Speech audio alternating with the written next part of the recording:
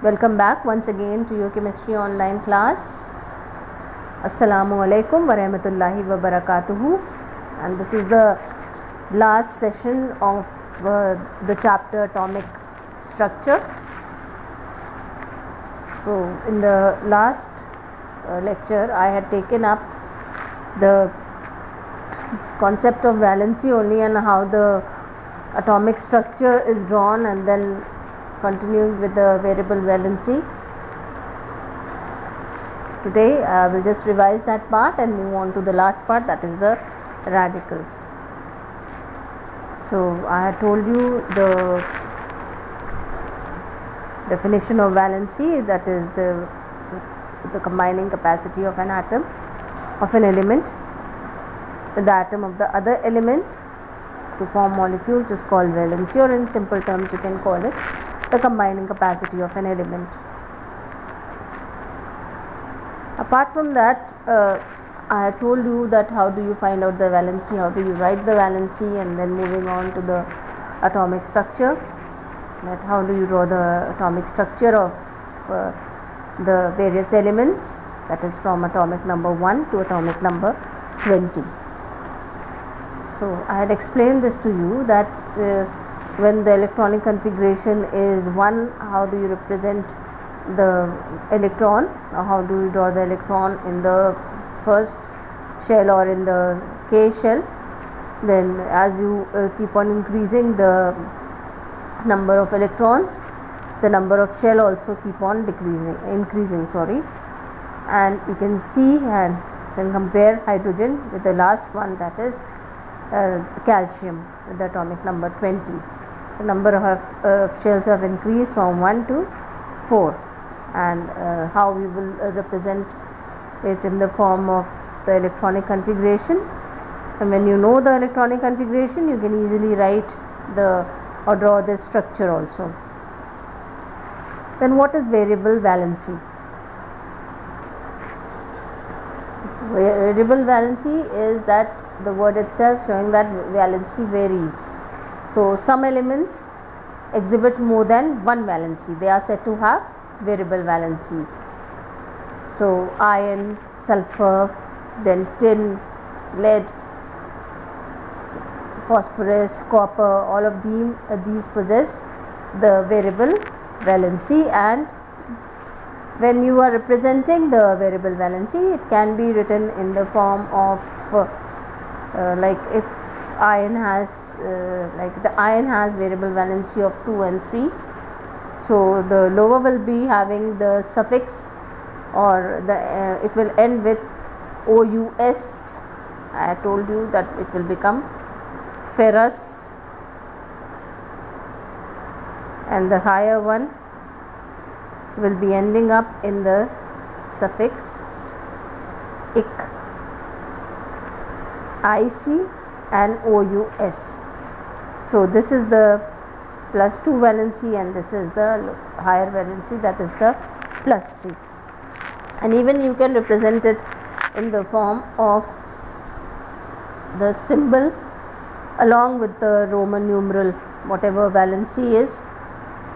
Like plus 2 can be represented as 2 in the bracket, or the higher one 3 can be represented as 3 Roman numeral. So this is the form in which you represent the Roman numeral, the elements which have variable valency, or which show variable valency. Then in the table 4.6, the various elements with the lower valency and higher valencies have been given, right? That is mercurous and mercuric, that is 1 valency of 1 and 2. Copper also shows a valency of 1 and 2, that is cuprous and cupric. Then argentus, that is silver, argentus and argentus, the 1 and 2. And lead, valency of 2 and 4, plumbous and plumbic. And the last one tin, that is stannous 2 and stannic 4. These are the various valencies. Similarly, in case of non-metallic atoms, valency is determined by the other type of atom attached to it. I had told you how will you determine. For instance, it is given as PCl3. How will you represent the valency of phosphorus in this case? Now you can see this phosphor. I had shown you the structure that it is attached to 3 atoms of fluorine. That is why this subscript 3 is there. Thus the valency of phosphorus in this case is 3. I told you while writing the formula we interchange the valency. I will explain that in detail. I just given a very brief idea about how you write the formula. That is, you know the valency of fluorine is 1 and valency of phosphorus is 3. That is why it is written here and 1 is not shown. Similarly, PCl5. Here the valency of phosphorus is 5 and here the valency of phosphorus is 3. Is it clear? That means phosphorus is attached to 5 atoms of fluorine over here and here to the 3 atoms of fluorine, and these subscripts to denote the valency of phosphorus in both the cases. So we will proceed on with the next topic, that is radical.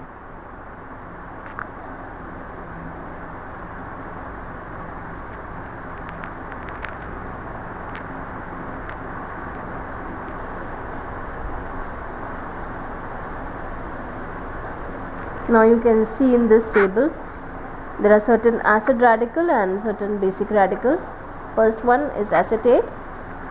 It has the formula CH3CO minus and it is monovalent.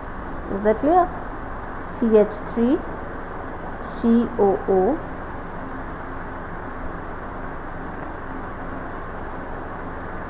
minus. Is it clear? This is acetate radical and monovalent. It possesses a negative charge, so it is known as so it is what? An acid radical, or it is also called as the anion. So similarly, it has, you can see it has a single charge. It is only minus written over there. That means it is monovalent. Then we have bicarbonate, HCO3 minus monovalent, then bisulfate, bromide, chloride, cyanide, hydroxide, OH minus monovalent. So all of these you can see are monovalent, right? There are so many of them which are given, all having -1 charge. Similarly, we have ammonium, that is NH4. A radical is a group of atoms, right? NH4 plus or argentus, that is Ag plus, that means the lower valency. This is also monovalent. Then sodium, this is also monovalent. So these are basic radical, that is the positive radical or the cations, and all monovalent. Is it clear? Then turn on to the next page. Then we have the various other radicals, that is divalent radicals also, that is carbonate. I had shown it earlier to you that it is CO3 2 minus, that is it is divalent. Is that clear? Having a valency of 2. Then similarly sulfate, SO4 2 minus, this is also divalent. Then we have phosphate, trivalent, nitrite, trivalent. Is it clear? So similarly with the positive radicals or the basic radicals, you have the Fe+2, that is ferrous. This is divalent. Then you have aluminium, I had shown it to you earlier also, +3, this is trivalent. Then we have plumbic, that is lead, having the higher valency, that is Pb+4, this is tetravalent. So these are the various radicals. So you have to go through this chart properly and mug up the table properly so that you know how to write them. and it will become easier for you to understand how to write the formula of the compounds. Moving on to the exercise for revision on page number 56. Tick the correct option. Number 1. Which of the following is not correct according to the Boveri scheme? Maximum number of electrons in a shell is given by 2n square. This is correct. Outermost shell can accommodate more than 8 electrons.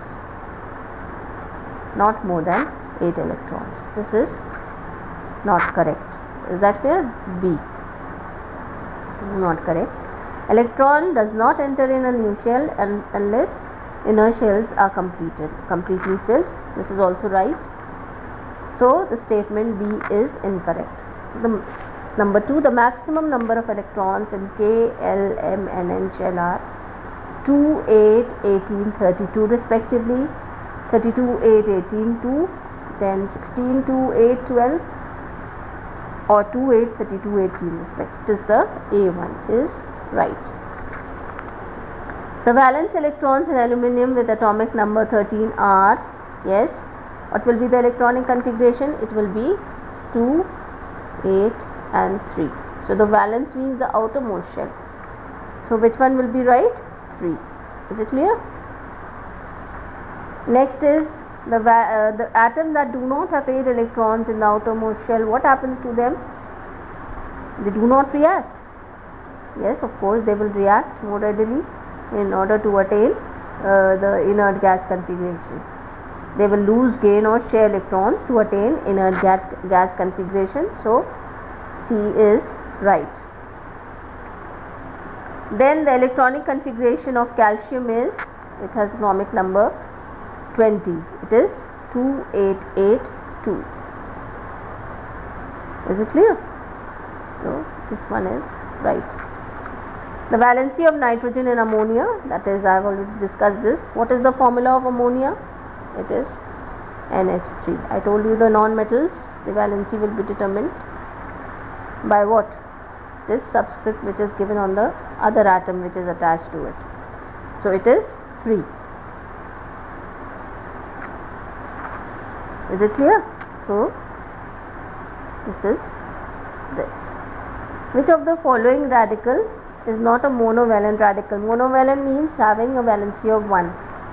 So in all these you can see they have 1 in both in A, C and D. All are monovalent, and while the chromate is divalent.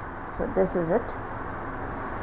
State whether the following statements are true or false. Rewrite the false statement correctly. Helium cannot accommodate more than 2 electrons in its outermost shell. Yes, it is correct. This is true. Then innermost shell of an atom is called valence shell. No, the outermost shell of an atom is called the valence shell. This is false. The radical that has negative charge is called negative radical. Yes, this is true. So revise the whole chapter. I will quickly summarize it. So turn on to the concept map for revision on page number 57. So we had started the chapter with what? Atom only. What is an atom? What do you know about the atom? There were various concepts for the atom also. Yes, Dalton's atomic theory, then the Maharishi Kannad's view and all. So an atom consists of what? It consists of the protons, neutrons and electrons. Is it clear? And these you can see these subparticles, they consist, these are known as the subparticles of an atom, and they are the electrons, protons and neutron, in which you can see the electrons are the negatively charged, protons are the positively charged and neutron have no charge. Is it clear? Then you have done what? How were they discovered? By the when discovery was made on the basis of various experiment. and it was found that cathode rays consist of the electrons, which we have discussed earlier, है ना, this, and the anode ray consists of the protons. So this was that is the positively charged particle and the negatively charged particles. And for the discovery of these subatomic particles, there were various models before that. That is the J.J. Thomson's plum pudding model, in which what was given in that is the electron are embedded in positive sphere. Then in Rutherford's model, that electron revolved on the nucleus in circular paths. These were the various models that were given. Then the Dalton's atomic theory, that atom is the smallest indivisible particle of matter. This was given, and it consists of small particles, subatomic particles, which I have told you as electron, proton and neutrons. And what do we have the modern model of an atom today? That is, this consists of a nuclear region and an extranuclear region. Nuclear region consists of the protons and neutrons, and the extranuclear region, or the region which is outside the nucleus, consists of the electrons. Is it clear? Then we had cleared the concept of the atomic number, mass number, then what is the valency, what is the variable valency. So what is before that, let's discuss what is the mass number, atomic number and valency. That is, the mass number gives you what? It is the number of protons or neutrons that are present in the nucleus of an atom. That is the mass number, and it is represented by the symbol A. Then number of protons or the number of electrons are represented by atomic number. Atomic number represents the number of protons, and both are the same. That is also represents the number of electrons. It is represented by the symbol Z. Then we have the combination with hydrogen atoms.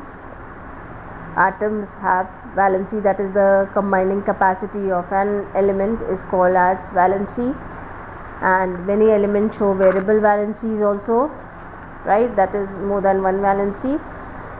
Then I had cleared to you the concept of the electronic configuration, that how these electrons are arranged in the various energy levels or in various shells around the nucleus of an atom.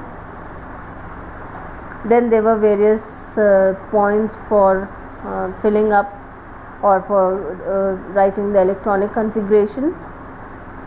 Then what are isotopes and isobars? That point was left out when I had just taken up mass number, atomic number. That is, the isotopes are the atoms of the same element having the same atomic number but different mass number, and isobars is just the reverse, that having the same mass number but different atomic number. So this is just a summary of what all you have covered in this chapter. Please revise the chapter thoroughly so that we can discuss the exercise in the next session, inshallah.